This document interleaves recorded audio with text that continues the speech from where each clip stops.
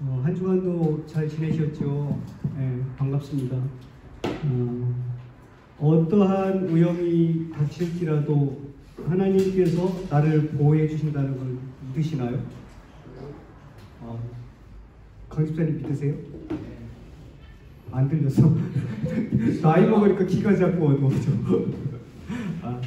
기도드리고 하나님께 찬양드리겠습니다. 하나님, 오늘 드리는 예배도 기뻐 받아주시고 우리가 아무것도 두려워 말고 주님이 지켜주실 것을 믿고 승리하는 하나님의 자녀들이 되길 소망합니다. 예수님 이름으로 기도드렸습니다. 아멘. 주 날개미 내가 편안히시네. 가사를 생각하시면서 찬양드리겠습니다.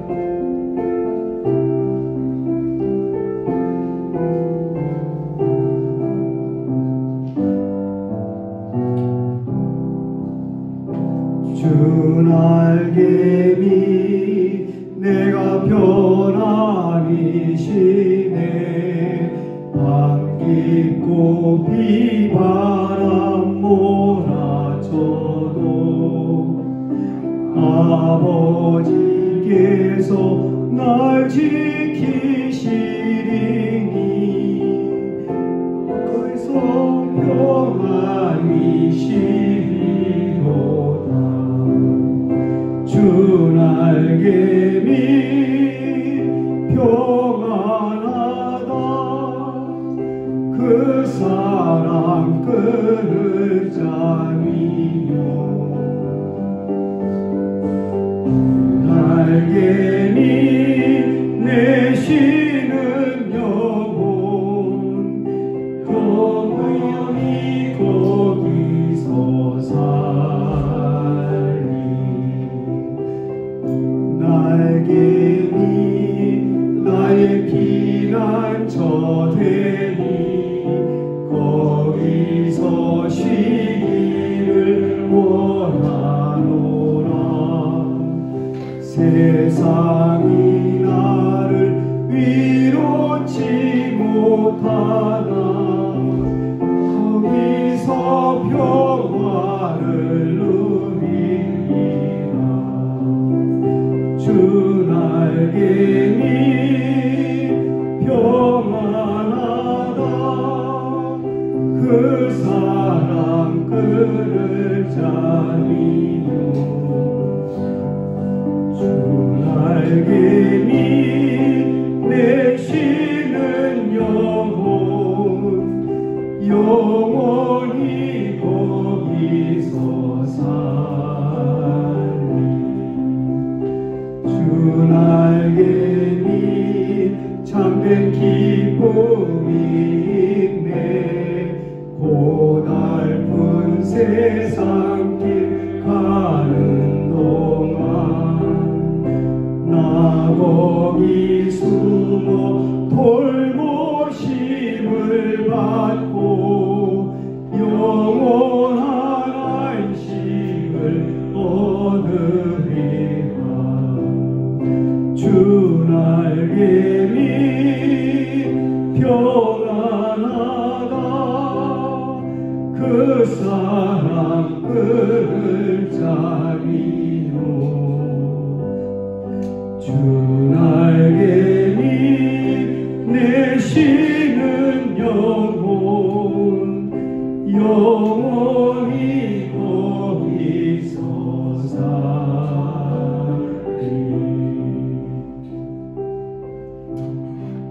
와이프랑 이제 찬양 인도를 이렇게 함께 하게 되면서 주중에도 연습도 해보고 또 아침에 오늘 5시 조금 넘어서 일어났나 봐요. 찬양도 듣고 그랬는데 저는 너무 좋아요.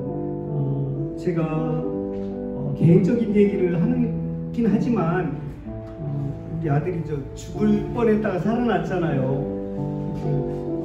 공항에서 아이가 쓰러졌다고 지난번에도 말씀드렸던 것 같은데 뉴질랜드에서 한국으로 수술하러 받으러 가다가 공항에서 쓰러졌대요. 그때 난 끝인 줄 알았어요. 현장에는 엄마하고 아들하고 있었고 저는 중국에 있었고 그러나 저는 그렇게 죽을 거야 이런 생각은 안 했어요. 지켜주실 거야, 살려주실 거야, 이런 확신이 있었습니다. 어떤 상황에서 생활하는지, 어떤 상황인지 저는 알 수 없지만 하나님께서 반드시 나와 동행하여 주시고 지켜주심을 믿고 고백했으면 좋겠습니다. 이 시간에 아무것도 두려워 말라 하나님께 찬양드리겠습니다.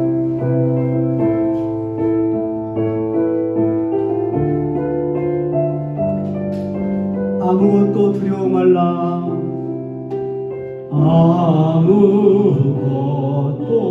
두려워 말라.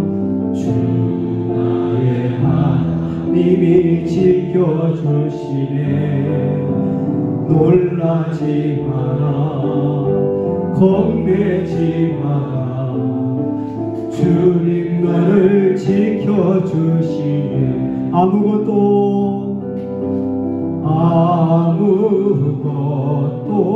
두려워 말라. 주 나의 하나님이 지켜주시네. 놀라지 마라, 겁내지 마라. 주님 나를 지켜주시네. 내 맘에 힘이 겨워 지칠지라도 주님 나를 지켜주시네. 세상의 험한 풍파 몰아칠 때도 주님 나를 지켜주시네. 주님은 나의 산성, 주님은 나의 요새, 주님은 나의 소망, 나의 힘이 되신 여호와. 내 맘이 힘이 겨워, 내 맘에 힘이 겨워 지칠지라도 주님 나를 지켜주시네. 세상의 험한 풍파 몰아칠 때도 주님 나를 지켜주시네. 주님은 나의 산성, 주님은 나의 요새, 주님은 나의 소망, 나의 힘이 되신 여호와. 할렐루야.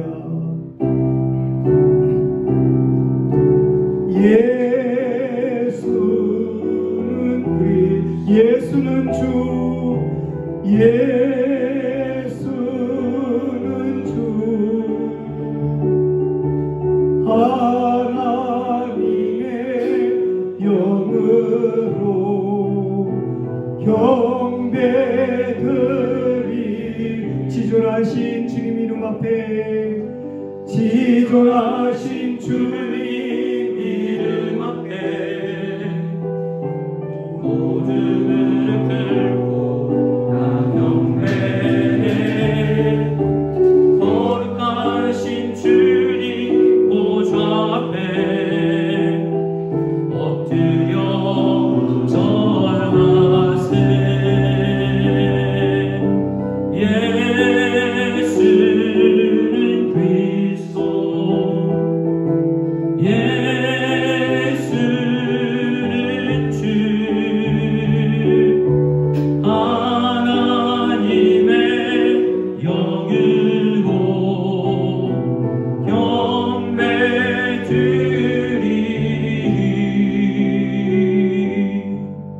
우리 시간 목소리로 기도하며 나가기를 원합니다. 4월 18일 우리 주일 예배를 하나님 앞에 올려드리며, 하나님, 내 몸이 여기 와 있지만 내 몸뿐만이 아니라 온 영과 마음이 주님께 나아갈 수 있기를 원합니다. 세상 근심 걱정 다 내려놓고 주님을 생각하며 주님을 닮아가며 그 사람으로 한 사람으로 내가 새롭게 성장하며 거듭날 수 있는 귀한 주일 예배가 되게 하여 주시옵소서. 우리의 모든 근심을 아시고 우리의 아픔을 아시는 주님께서 우리의 기도에 어떤 형태로든 응답하여 주실 줄 믿습니다. 이 마음으로 우리 다 같이 한 목소리로 기도드리고 우리 모두를 대표해서 박월수 장로님 기도 인도해 주시겠습니다. 우리 함께 기도하겠습니다. 하나님 감사합니다. 이 아침에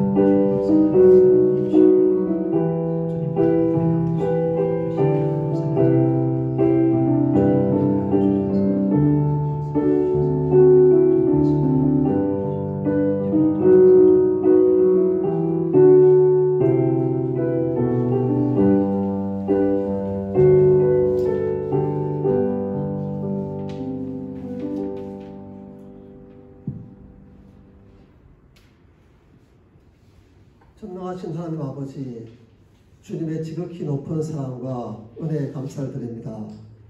주의 이름 의지하여 믿음으로 하나님을 알게 하사 우리를 주님의 백성으로 삼아주시고 죄인인 우리를 의롭다 칭하여 주신 큰 은혜에 감사를 드립니다. 세상의 생활 속에서 말씀대로 행하지 못하고 사랑을 실천하지 못하였음을 자백합니다. 용서해 주님, 생활 속에서 우리의 모든 죄를 용서하시며 주님께 받은 그 사랑을 나누어 줄 수 있는 그리스도의 향기를 풍기는 우리들이 될 수 있도록 은혜를 주시옵소서.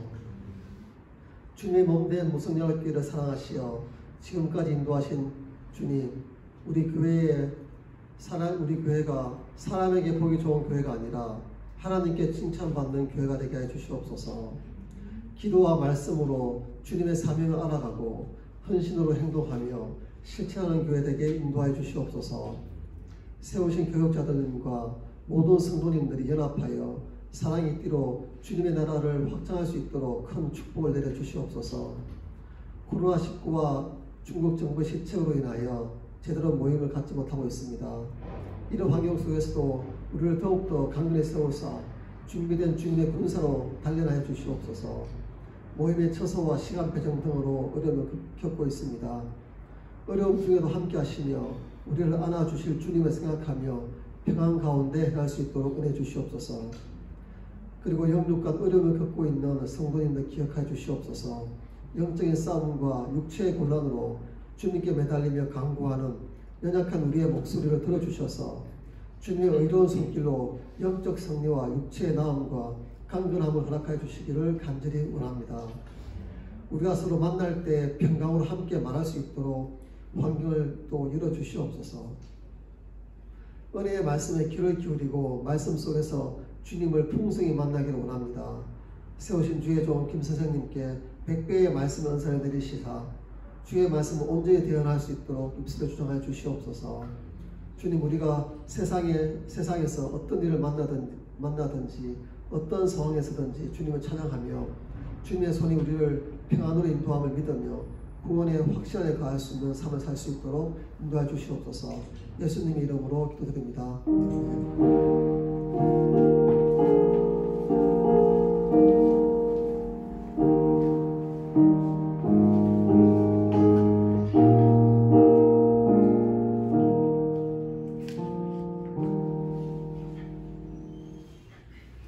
우리 함께 찬송가 352장 십자가 군병들아 우리 함께 힘차게 찬양드리고 주님 앞에 복은 헌금을 위해서 기도하겠습니다.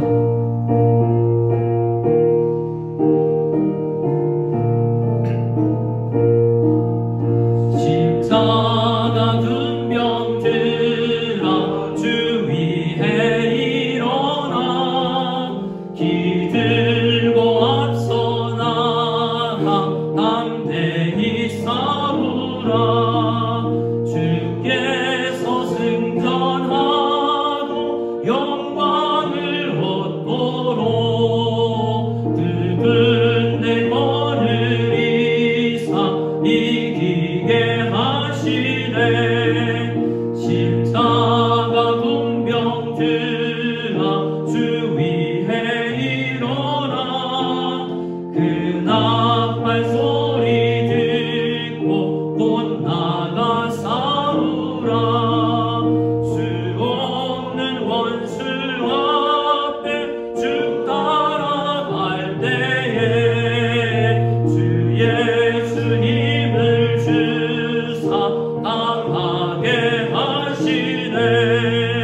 십자가 분명 들어 주 위에 일어나 내 힘이 부족하니 주 권능 믿으라 복음의 갑주 입고 늘 기도하면서 너 맡은 자리에서 충성을 다하라 십자가 분명 들어 주 위에 일어나 이날에 적전하고 꼭 해가 부르라 승전한 군사들 영생을 얻으며 영광의 주와 함께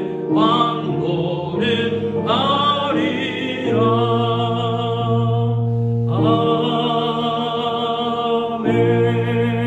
아멘. 우리 함께 봉헌기도 올려드리겠습니다. 하나님 아버지 감사합니다. 우리가 승전의 노래를 부르며 하나님 앞에 나아갈 수 있도록 우리와 늘 함께 하시며 우리가 영원히 엎드러지지 아니하고 실패하지 아니하도록 도와주시니 감사를 드립니다. 그러나 한 주간 살면서 때로는 유혹에 때로는 시험에 들기도 하는 아직 연약한 저희들임을 고백하며 주님의 도우심을 주님의 성령에 충만하게 하심을 늘 간구하고 나아가오니 이 시간 예배드리는 모든 성도들로 충만케 하여 주시기를 소원합니다. 감사한 일들에 감사를 주님 앞에 올려드리게 도와주시고 영적인 궁핍에 있을 때 나 자신의 헐벗음과 연약함을 알고 간절히 도움을 기도하는 저희들 다 될 수 있도록 도와주시고 주신 은사들로 주님 나라를 위해서 열심히 살게 하여 주시고 무엇보다도 주께서 만나게 해주신 우리 영가족 무성연합교회 안에서 서로 사랑하며 섬기며 낮아지며 주님의 그 놀라운 목표를 이룰 수 있는 저희들 다 되게 하여 주시옵소서. 각양의 감사의 제목과 또한 10의 1조와 구제 헌금과 주님 앞에 다음 세대를 위해서 헌금으로 주님 앞에 나아가는 귀한 손길들을 위해 한없는 축복을 더하여 주시고 말씀으로 주님께서 채워주시기를 간절히 소원하고 우리 구주 예수 그리스도의 이름으로 축복하며 기도드리옵나이다. 아멘. 우리 함께 인사 나누기를 원합니다. 이렇게 인사하겠습니다. 예수님의 이름으로 축복합니다. 예수님의 이름으로 축복합니다. 간단한 인사말이지만 이 축복의 인사가 잘 주님의 축복의 통로가 되어서 축복이 전해질 수 있기를 소원합니다. 광고는 여러분 나눠드린 우리 구역장님들 통해서 나눠드린 우리 주보를 통해서 잘 확인해 주시기 바랍니다. 당분간 우리 실시간 모임을 실시간 영상 송출을 하기 힘들게 되었는데요. 우리 이전처럼 유튜브에 업로드되는 영상을 잘 참고해 주시면 감사하겠습니다. 오늘은 우리 고등부 1학년에서 3학년, 초등부 우리 4, 6학년을 이 현장에서 참여하게 됩니다. 지난주부터 우리 유치부가 모이게 되었는데요. 우리 주일학교 아이들이 정말 우리의 미래의 꿈들이 이 자리에서 잘 자라날 수 있도록 여러분 기도해 주시기 바랍니다. 오늘 봉사자 모집을 위해서 광고를 드립니다. 우리 방송실 장악을 위해서 좀 헌신해 주실 분, 아주 간단한 작업이니까요. 주일 2부 그리고 오후에 있는 1시 반 예배 그리고 금요 기도회에 봉사자를 모집합니다. 또 피아노 반주로 섬기실 수 있는 분들 있으시면 우리 신청해 주시면 우리 교육자나 또 찬양부에 이야기를 해주시면 감사하겠습니다. 자, 우리 하나님의 말씀을 같이 읽기를 원합니다. 함께 보실 말씀은 출애굽기 7장 말씀인데요. 우리 출애굽기 7장 1절에서 7절까지 말씀 우리 찾으셔서 우리 한 목소리로 같이 읽기를 원합니다. 출애굽기 7장 1절에서 우리 7절 말씀까지 한 목소리를 같이 보겠습니다. 여호와께서 모세에게 이르시되 볼지어다 내가 너를 바로에게 신같이 되게 하였은즉 내 형 아론은 내 대언자가 되리니 내가 네게 명령한 바를 너는 내 형 아론에게 그는 바로에게 말하여 그에게 이스라엘 자손을 그 땅에서 내보내게 할지니라.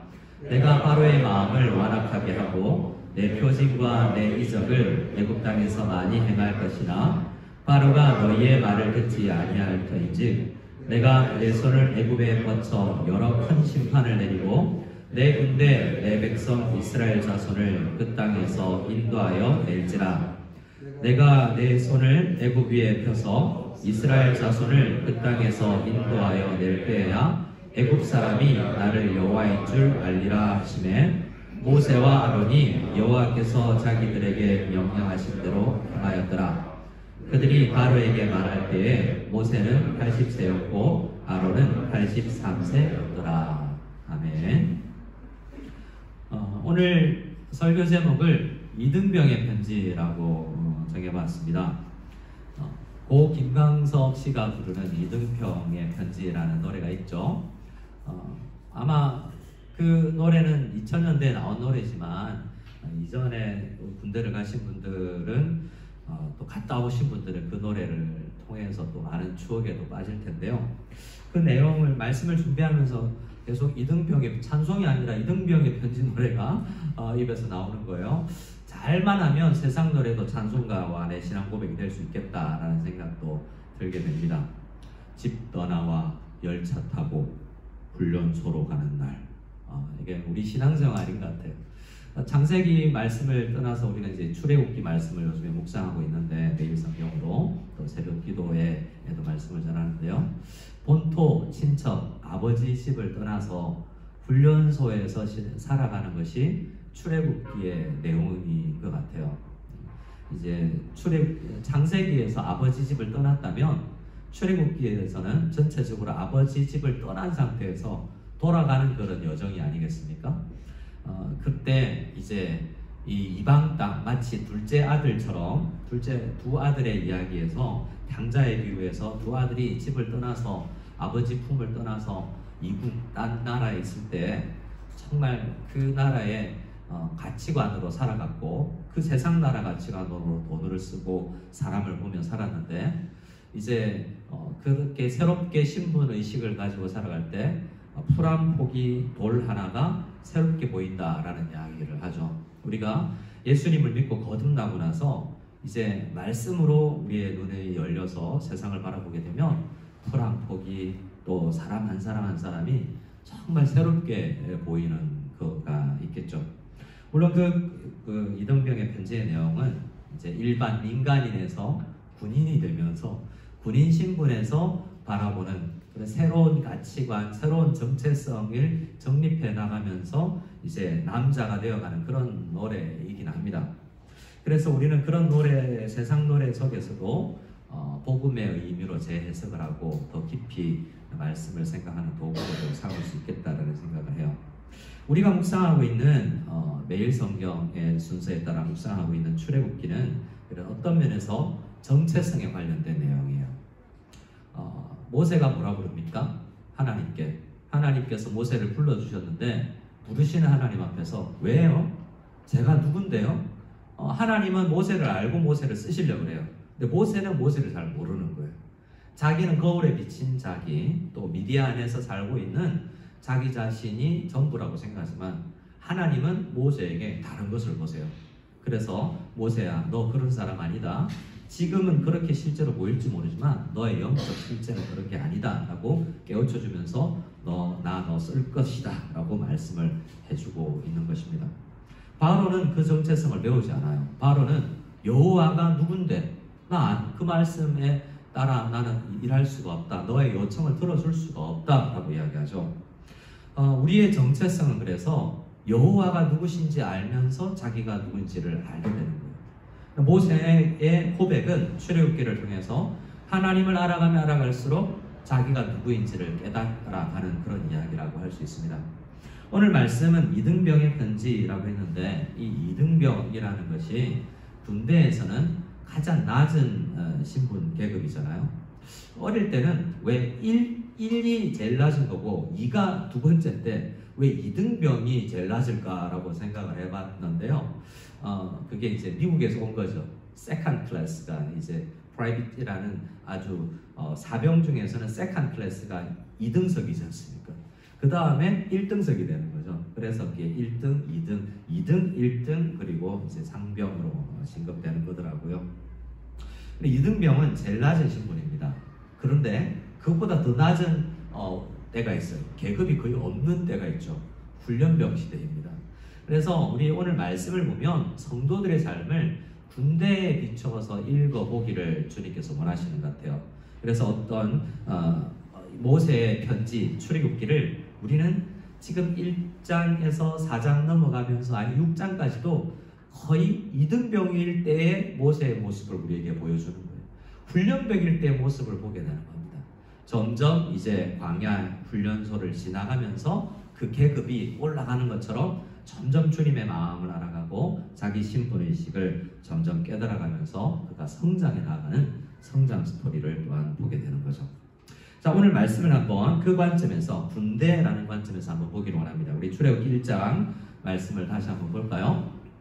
PPT를 보시면 하나님께서 바로가 어떻게 할 것을 미리 알려주십니다. 아직 바로에게 가서 한번 갔다 왔지만 지금 7장이니까요. 한번 갔다 왔고 다시 그 사명을 재확인시켜주면서 다시 가라 라고 하면서 그런데 바로는 말 안 들을 거야 라고 이야기를 해주시죠. 그러면서 모세에게 해주는 이야기가 4절입니다. 바로가 너희의 말을 듣지 아니할 터인데 나는 그가 말을 듣든 안 듣든 일을 이루어 나갈 것이다 라고 이야기를 하면서 내가 내 손을 애굽에 뻗쳐서 여러 큰 심판을 내리고 뭡니까? 바로가 센 게 아니라 내가 전능하다 라고 말씀하면서 근데 내가 전능하여서 지금 이집트에 살고 있는 히브리 민족 내 백성을 구출해 낼 건데 그 백성을 부르는 용어가 뭐예요? 내 군대, 내 백성, 이스라엘 자손이에요.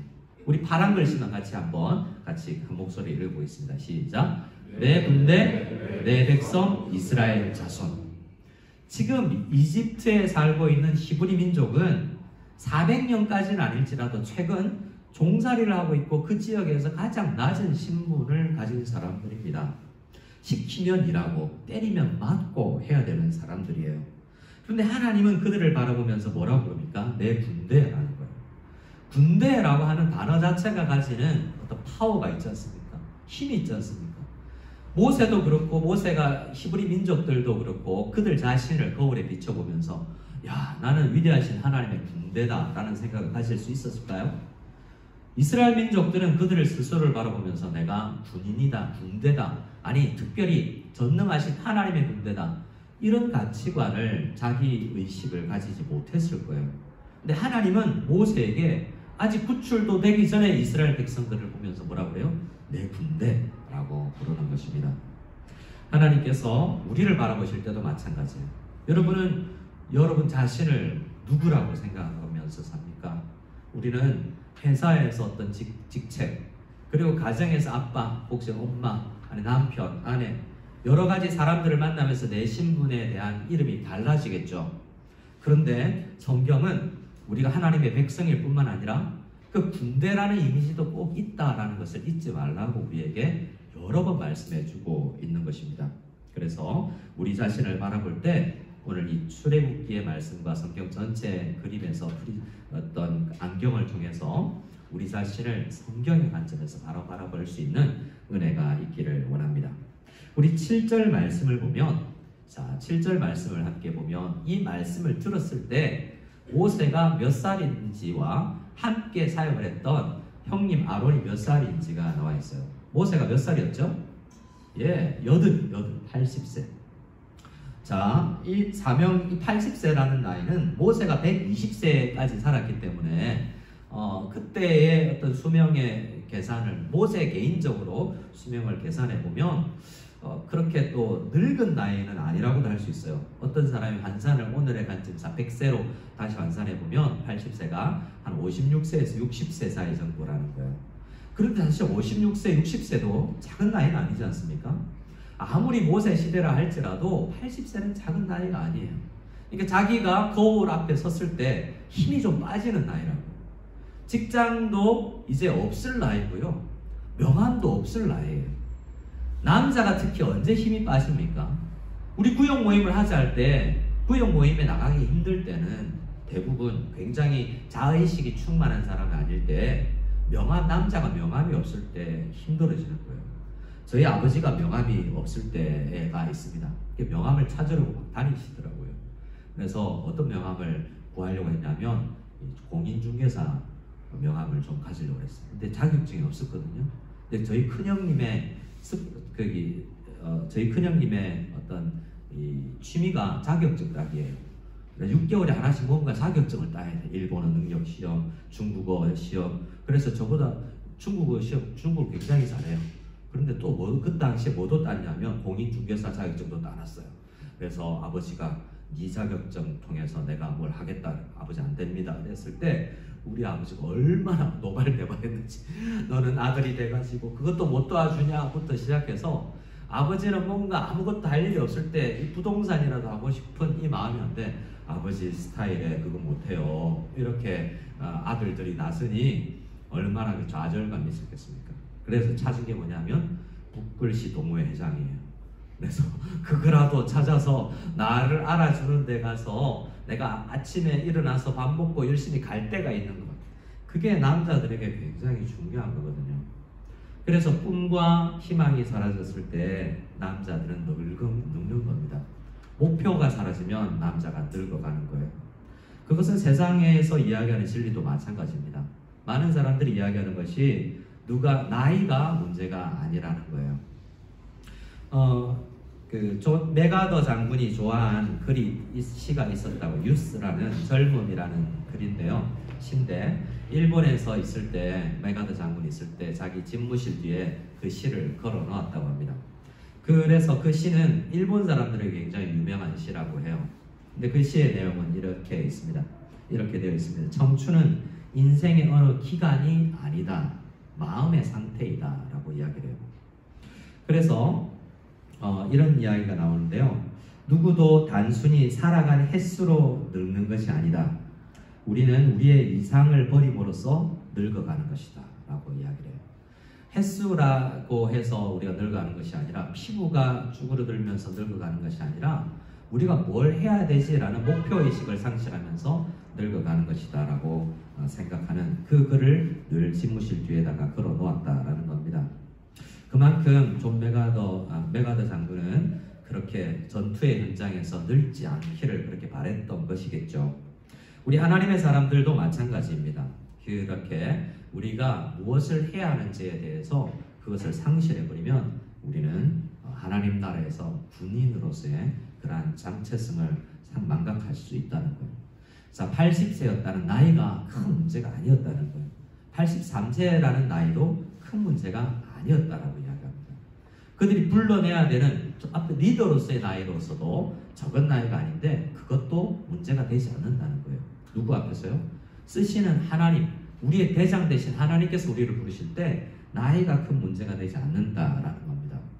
그래서 오늘 이 아침에 우리가 이 말씀을 생각할 때 우리도 다 하나님 나라의 군인이라고 생각할 때 그 군대 조직에 그 하나님 나라의 군대에는 나이가 큰 문제가 아니고 배움이 큰 문제가 아니고 성별도 그렇게 큰 문제가 아니라는 것을 우리는 이 말씀을 통해서 알 수가 있습니다. 또 우리 삶 가운데 일어난 각종 문제들도 우리를 잠시 근심에 빠지고 우리를 늙게 할 수 있겠지만 우리의 목표와 진정한 우리가 이루어야 될 그 이상을 상실하게끔 해서는 안 된다는 거예요. 자, 출애굽기 12장 말씀을 또 같이 한번 보기를 원합니다. 이러한 주제, 군대라는 주제가 여러 번 반복되고 있어요. 우리 출애굽기 12장 40절 같이 한 목소리 읽겠습니다. 시작. 이스라엘 자손이 애굽에 거주한 지 41절까지요. 430년이 끝나는 날에 여호와의 군대가 다 애굽 땅에서 나왔은즉. 출애굽기 12장 말씀을 보면 이제 6월절에 대해서 설명을 하는 날이에요. 6월절 지켜라 라고 하는 그때 이제 우리 지금 묵상할 때 10재앙, 이제 10가지 재앙을 이제 묵상하기 시작하는데요. 그 10가지 재앙이 이 숫자로 개월로 따지면 한 12개월, 1년에 걸쳐서 10재앙이 일어나는 거예요. 10재앙이 끝나고 나서 이제 6월절과 함께 출애굽을 하는 거거든요. 하나님께서 왜 단번에 그냥 큰 거 한 방으로 그들을 모세와 이집트 사람들과 바로를 깨우치고 그냥 백성을 구출해내면 될 텐데 왜 1년이라는 걸 시간을 걸쳐서 출애굽을 시킬까라고 생각해 보면 준비시키는 거예요. 어떤 마음이냐면 이제 나 군대 가야 돼. 최근에 우리 성도님 자제 한 녀석이 군대를 갔습니다. 몇 주 안 됐어요. 영상통화를 하면서 기도해 줬는데요. 머리 빡빡 깎고 이제 중학교 때 갔는데 군대 가더라고요. 그래서 잘 갔다 와라 하면서 제가 군대 갈 때 저를 지도했던 목사님께서 주신 말씀, 믿음에 굳게 서서 남자답게 강건하여라 라는 말씀도 주고, 그리고 그 군대 속에서 믿음이 자라나기를 기도했는데요. 군대 간다, 영장 날라고 하면 마음이 이제 준비가 되는 거죠. 가는가 라고 말이죠. 그래서 그 1년간의 열재앙의 시간은 모세와 이스라엘 백성들에게는 하나님을 점점 알아가며 이제 진짜 가야지라는 결정을 하는 시간입니다. 한번 큰 사건이 있어서 나갈 수가 잘 없어요. 이게 내가 잘 생각하는 걸까? 이게 진짜일까? 의심이 이제 가 있어서 큰 거 한 방으로 내가 환상 속에 있지 않나라는 착각을 할 수도 있는 것입니다. 그래서 1년 동안 깊이 내 이성을 동원하여서 진짜 내가 나가야 되나 다 버리고 나갈 수 있는 어떤 충분한 시간이 주어진 거예요. 아, 나 이곳 생활 청산하고 이제 새롭게 시작해야 되겠다라는 생각을 할 수 있는 날이라는 거죠.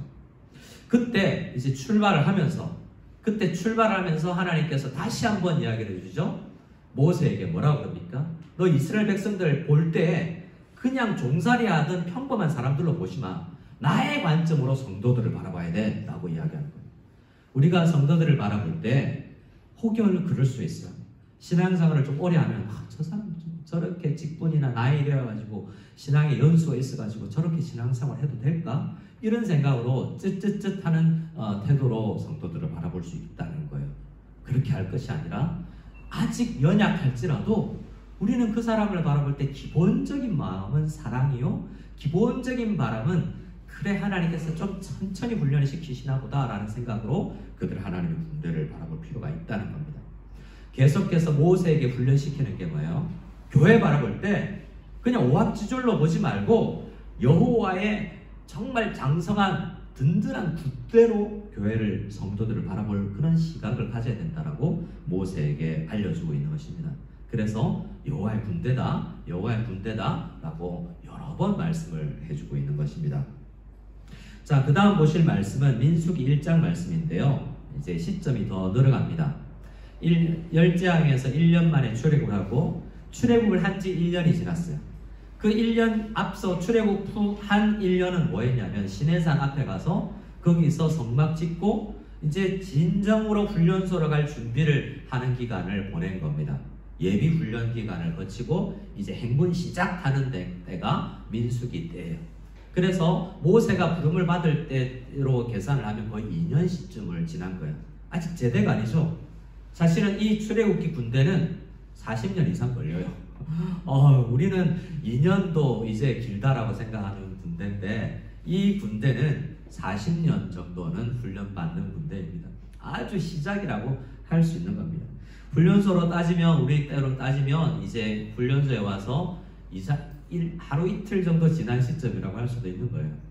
자, 민수기 1장에서 이제 이스라엘 백성들의 숫자를 세라라고 모세에게 말씀을 해줍니다. 우리 2절 말씀을 같이, 2절 3절 말씀을 같이 읽겠습니다. 시작. 너희는 이스라엘 자손의 모든 해 중 각 남자의 수를 그들의 종족과 조상의 가문에 따라 그 명수대로 계수할지니 이스라엘 중 20세 이상으로 싸움에 나갈 만한 모든 자를 너와 아론은 그 진영별로 계수하되. 자, 사람들 숫자를 세라고 이야기하죠. 그래서 민수기예요. 백성들의 숫자를 세었다고 해서 영어로는 numbers라고 되어 있죠. 그래서 민수기는 앞에 계산하고 숫자 세고 말미에 다시 숫자 계산하는 그러한 구조로 되어 있습니다. 그래서 지파별로 숫자를 해봤더니 몇 명이더라. 그래서 지금 우리가 읽으면 굉장히 뭐 이래? 라고 빨리 넘어가고 싶은 대목이 민수기 앞부분이에요. 그런데 모세에게는 굉장히 중요합니다. 나에게 하나님 나라에 군대가 몇 명 있고 어떤 조직이 되어 있고 파악되는 걸 굉장히 중요해요. 그러나 아직도 숫자는 셌지만 숫자가 의미는 없는 숫자예요. 어떻게 보면. 왜냐하면 제대로 훈련이 안 됐거든요. 훈련소에 들어온 사람 몇 명이냐라는 정도의 의미인 겁니다. 군대를 갔다 오신 분들은 저같이 거의 그냥 수준 낮은 군대 말고요. 우리 강도사님 같이 무거운 거 들고 다니고 포 들고 다니셨거든요. 힘있게 막 들고 뛰는 엄청나게 힘든 20대 대학도 안 간 상황에서 군대 간 분이에요. 대단한 분입니다. 아주 젊은 시간에 본인 이야기 한다고 그러고 쑥스러워하시는데 거의 전투 요원 엄청난 그 군인이었을 거예요. 저같이 방위 제대한 사람들은 될 수가 없죠. 대부분 군대 간 사람들은 어떤 걸 가집니까? 민간이었을 때와 친구들과 이제 손 흔들고 딱 훈련소 들어가면 빨간 모자 쓴 이제 교관들이 바로 그냥 욕설하면서 이것들 봐라 하면서 문화별로 한번 얻어맞기도 하고 이러면서 정신 바짝 차리게 되죠. 그러나 그때 좌로 우양우 좌양자 할 때 꼭 몇 명씩은 뒤로 돌아가고 엉뚱한 방향을 가지는 사람들이 있죠. 흔히 우리가 이야기하는 오합지졸 당나라 군대라고 이야기하는 그런 정도 수준이에요. 그런데 이 숫자를 세는 것은 굉장히 중요했다라고 이야기합니다. 자, 왜 그러냐면 그 숫자가 하나님 나라에서는 필요한 숫자예요. 어떻게 보면 우리 성도들 한 사람 한 사람이 몇 명이냐는 것이 굉장히 중요하기도 합니다. 그런데 여기에서 숫자 자체에서 중요한 게 하나 있는데요. 3절에 이스라엘 중 20세 이상으로 싸움에 나갈 만한 모든 자라고 이야기해요. 그 숫자 센다는 것은 뭘 예상하고 있는 거냐면 전쟁이 있을 것이다라는 것을 예상하는 겁니다. 숫자 센다는 것은 큰 의미가 없어요. 근데 뭘 앞두고 있다는 거예요? 전쟁을 앞두고 있다는 거예요. 우리는 대부분 오늘날 대한민국에서는 군대를 보내면서도 전쟁에 참여할 것이라는 생각은 잘 하지 않습니다.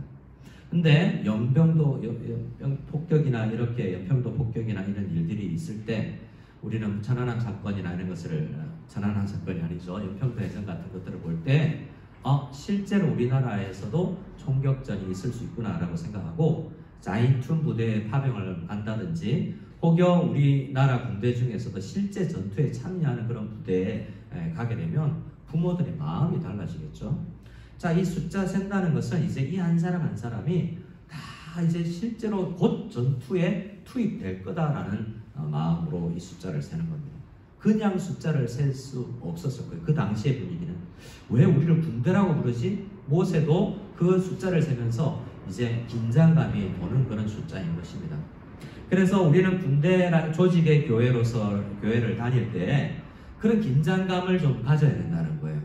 교회는 다양한 이미지로 학교도 있고 어머니로도 불리고 교회는 다양한 푸근한 곳이기도 하지만 이 면을 잊지는 말아야 된다는 거예요. 그래서 우리가 가끔 우리가 군대로서의 교회다라는 생각을 가져야 되는데 군대로서의 교회라고 생각할 때 뭘 생각해야 된다고요? 전쟁이 있다는 겁니다. 오늘 우리가 이렇게 예배드리고 편안하게 예배드리고 나가잖아요. 근데 이 속에서도 이 안에서도 지금 전쟁이 일어날 수 있을 것이며 이 예배당의 문을 열고 나가면서부터 우리는 전쟁터로 나간다는 생각을 가질 필요가 있다는 거예요. 그런 생각을 가지지 않을 때 좀 안이하게 되죠.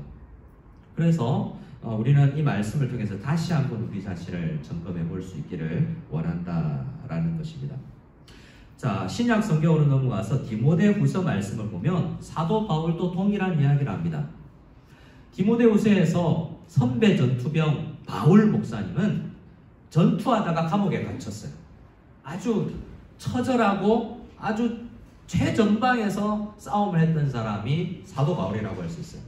사도 바울을 전투 이미지로 한번 그려본다면 각 나라에 파병이 되어서 정말 전투요원은 정예의 전투요원으로서 아무도 없는 곳에 혼자 떨어지는 그런 거잖아요.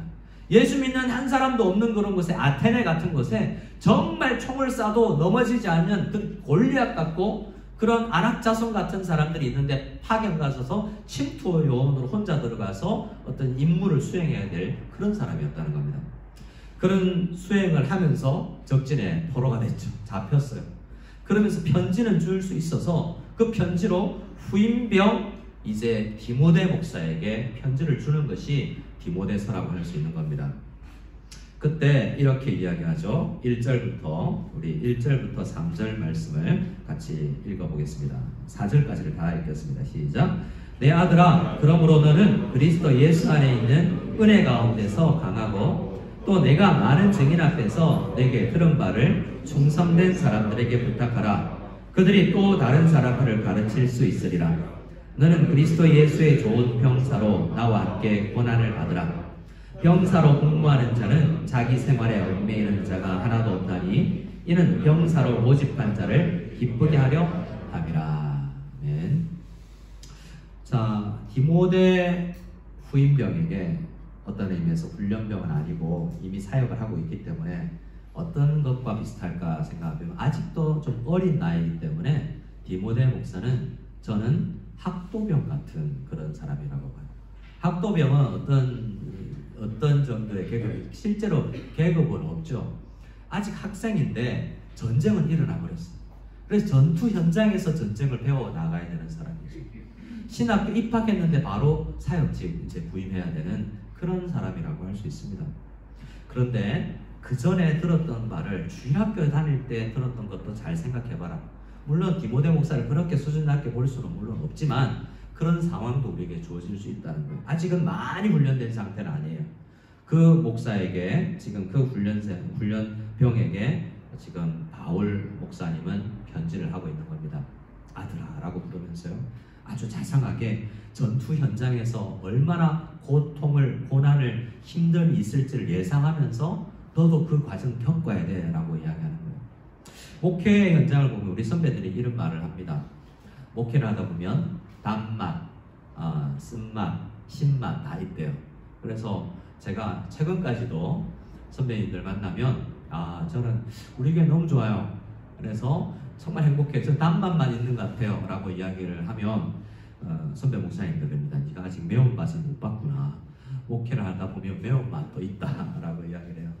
인생이 목회뿐인 그런 맛이 목회뿐이겠습니까? 모든 성도들의 삶에 하나님께서 우리를 다 군인으로 부르셨기 때문에 우리가 만나는 전투 현장들은 다 쓴맛, 매운맛 다 있는 현장이에요.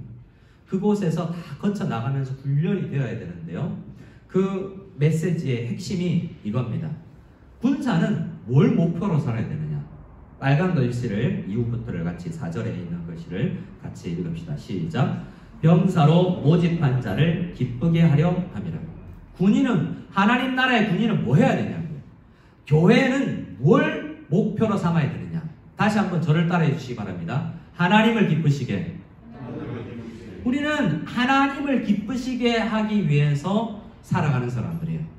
우리의 전투의 현장은 교회가 되어서는 안 됩니다. 하지만 때로는 영적 싸움이 이곳에도 있어요. 왜냐하면 교회 안에서 어떤 일, 특별히 대인 관계에 있어서 성도들과 목회자와 싸울 필요 없어요. 그러나 그 과정에서 하나님이 기쁘실까를 생각해 봐야 되는 거죠. 저도 마찬가지죠. 이 성도를 섬기면서 목회를 해나가면서 이 헌신이 지금 이 설교 준비가 이러한 사역이 하나님을 기쁘시게 할 것인가 라는 그러한 마음으로 살아가야 된다는 겁니다. 그래서 우리는 제일 큰 목표가 하나님을 기쁘시게 하는 전쟁에 부름을 받은 사람들이에요. 그래서 이 전쟁은 크게 두 가지로 나눌 수 있습니다. 하나는 영적인 현장이요, 하나는 삶의 실제적인 현장입니다. 영적인 싸움은 어떤 싸움입니까?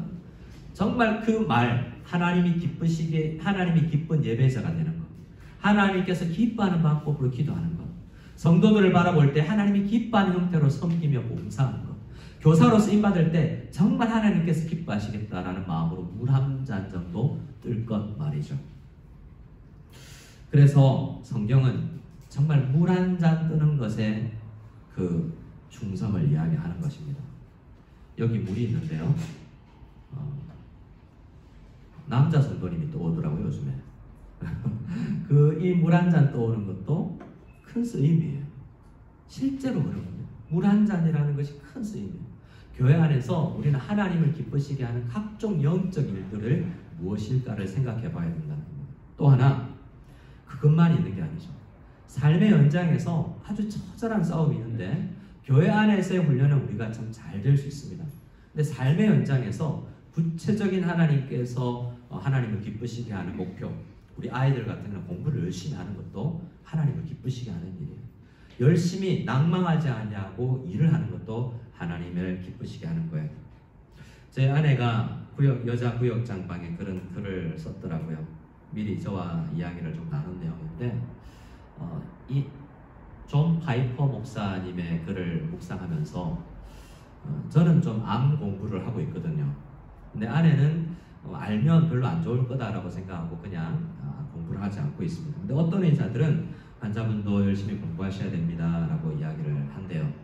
그래서 저도 조금씩은 이제 알아가야 되지 않겠냐라고 이야기를 했는데 하나님의 음성을 존 파이프 목사님의 글을 읽으면서 깨달은 거죠. 존 파이프 목사님이나 팀 켈러 목사님, 오늘날 이 시대가 쓰는 정말 귀한 목사님들이 가정에 꼭 아내와 함께 목사님들이 둘 다 암의 문제들이 다 있었거든요. 그것을 이겨낸 선배 암 투병 환자로서 후배 암 환자들에게 이야기를 하는 것이 그것입니다. 암에 천착되지 말고 하나님을 그 과정에서 더 배워야 된다는 거예요. 이게 뭐지 하고 거기에 그 문제에 너무 천착해서는 안 된다는 겁니다. 하나님보다 더 알아가야 될 건 없다라는 거예요.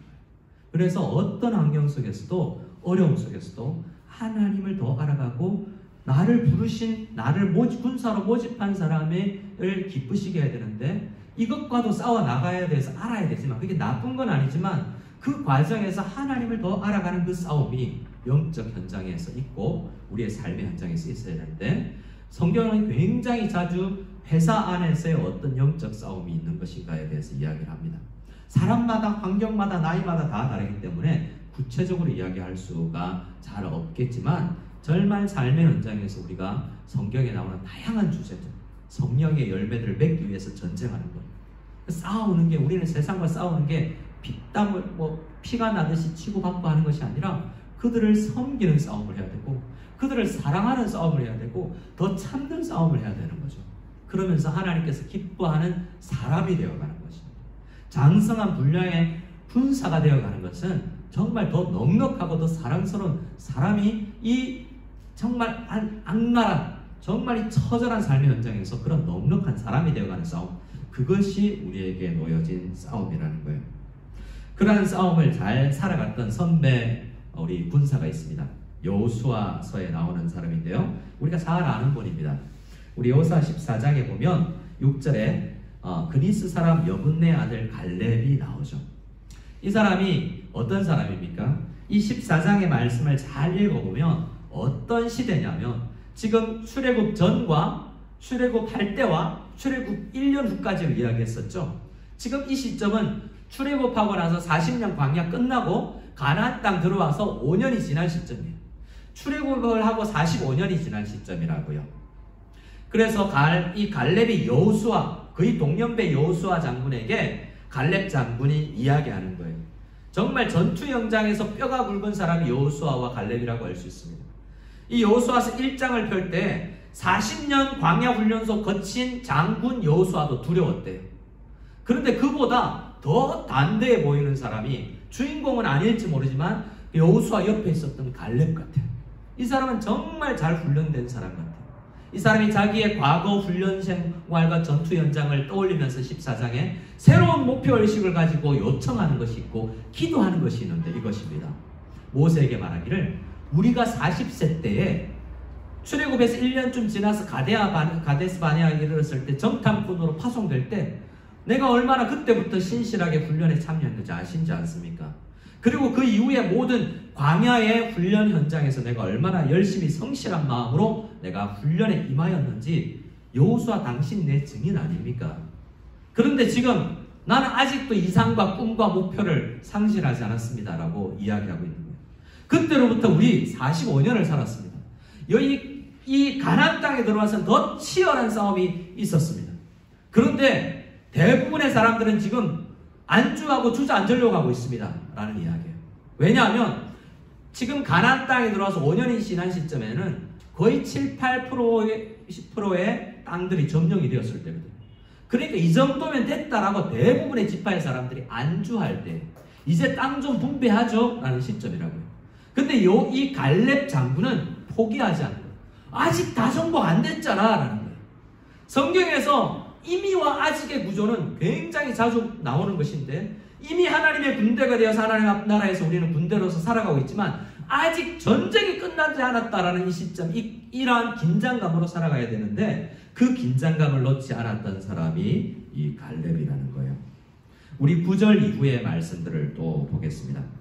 9절 이후에 이 10절 말씀을 볼까요? 10절 말씀을 같이 읽겠습니다. 시작. 이제 보소서, 여호와께서 이 말씀을 모세에게 이르신 때로부터 이스라엘이 광야에서 방황한 이 45년 동안을 여호와께서 말씀하신 대로 나를 생존하게 하셨나이다. 오늘 내가 85세로 되고, 모세가 부름받은 80세, 아론이 부름받았던 83세보다 더 나이 많은 85세라고 밝히고 있죠.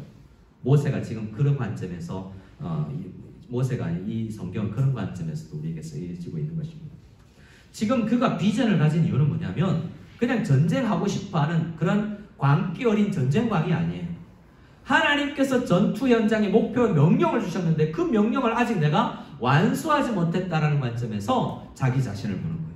자기 자신을 보낼 때 이 정도 이제 전투 현장 경험이면 이제 나 리타이어, 나 은퇴해도 되지라는 관점이 아니라 아직 하나님의 명령이 완수되지 않았는데 라는 관점으로 자기를 보는 거예요.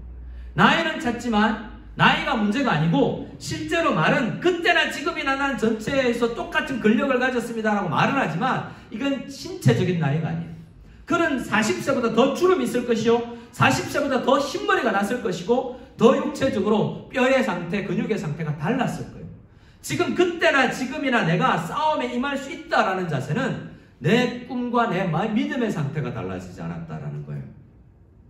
그리고 하나님께서 나를 생존하게 하셨으니 분명히 할 일이 있다는 거죠. 그래서 많은 믿음의 사람들은 이렇게 이야기합니다. 내가 녹슬어 없어지지 아니하고 내가 달아 없어지겠다는 표현을 쓰죠.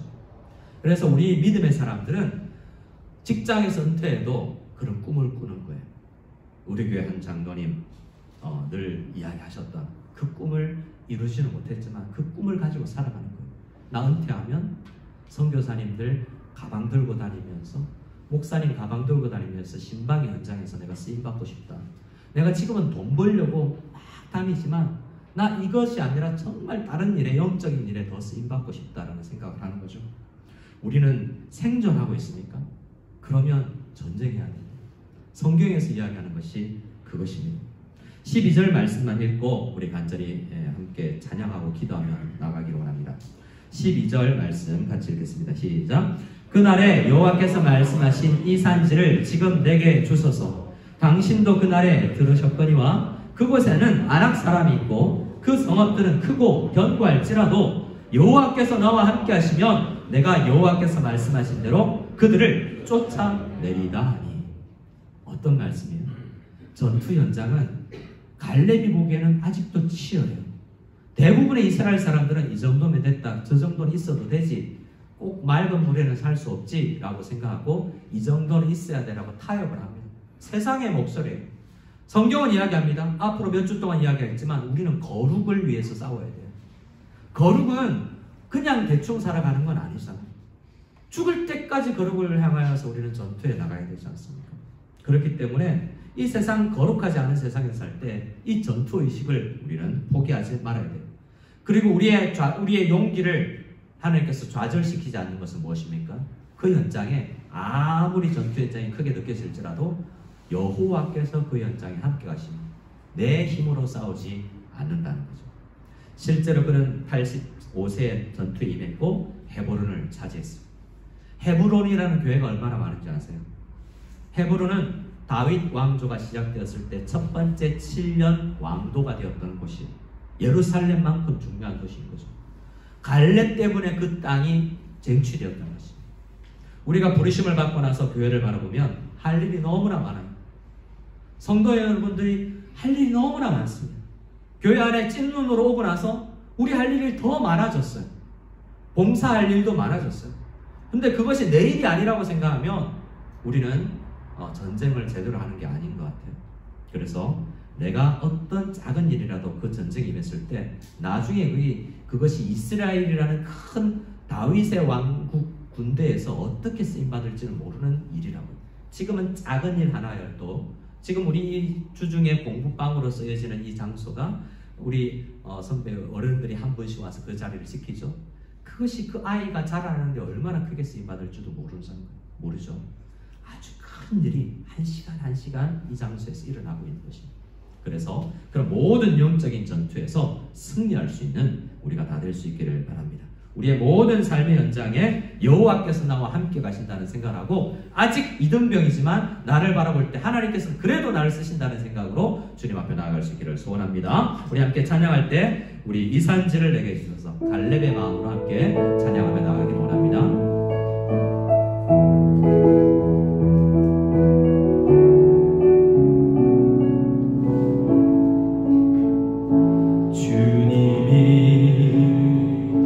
주신 땅으로 한 걸음씩 나아갈 때에 수많은 적들과 견고한 성이 나를 두렵게 하지만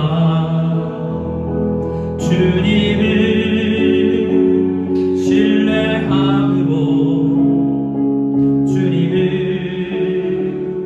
의지함으로 주님이 주시는 담대함으로 큰 소리 외치며 나아가네. 이 산지를 내게 주소서. 그날에 주께서 말씀하신 이제 내가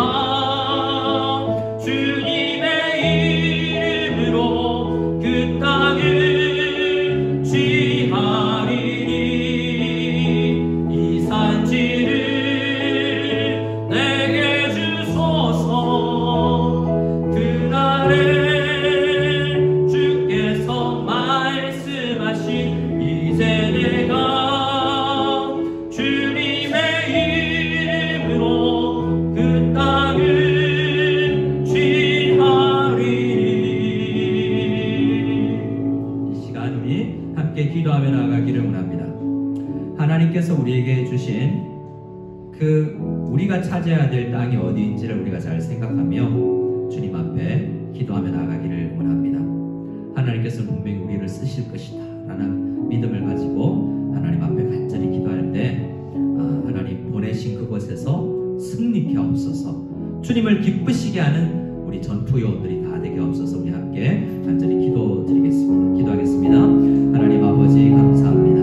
주님께서 우리를 부르셨고 이 자리에 나와 예배자가 되었습니다. 예배자로서 승리케 하여 주시고 삶의 현장에서 주님 우리 승리케 하여 주시기를 간절히 소원합니다. 하나님 우리가 보냄받은 삶의 현장 곳곳에서 하나님을 기쁘시게 하는 하나님의 백성들, 하나님의 군대가 다 될 수 있기를 원하오니 사랑하는 일에, 섬기는 일에, 하나님 충성하는 일에 승리할 수 있는 저희들 다 될 수 있도록 주여 역사해 주시옵소서. 교회 안의 사역에도 주님 승리케 하여 주시옵소서. 주님 우리와 함께 하여 주시옵소서. 우리의 사명과 목표를 잊지 아니하게 주님 도와주시옵소서. 이제는 우리 주 예수 그리스도의 한이 없는 은혜와 하나님 아버지의 지극하신 사랑과 성령의 교통하심이 말씀을 듣고 부르심을 받은 하나님의 군대로서 보냄받은 그 전투의 현장에서 끝내 하나님의 도우심으로 말미암아 승리하고야 말겠다는 강한 의지를 가지고 고백하며 나가는 모든 무성민학교의 성도들 머리 위에 지금으로부터 영원까지 함께 계실지어다.